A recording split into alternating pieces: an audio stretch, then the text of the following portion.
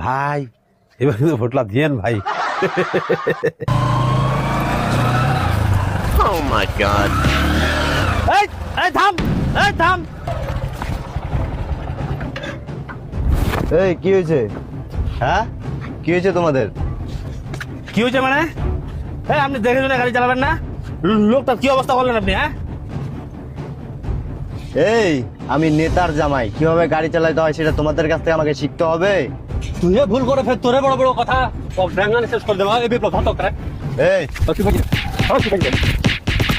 ও মা গো, ও বাবু, ও মা গে। হ্যাঁ দাঁড়াইস, তোরা দাঁড়াই থাক, আমি আমার শ্বশুরকে যা বলতেছি। থাম, ঠিক আছে, দাঁড়াই থাকবি।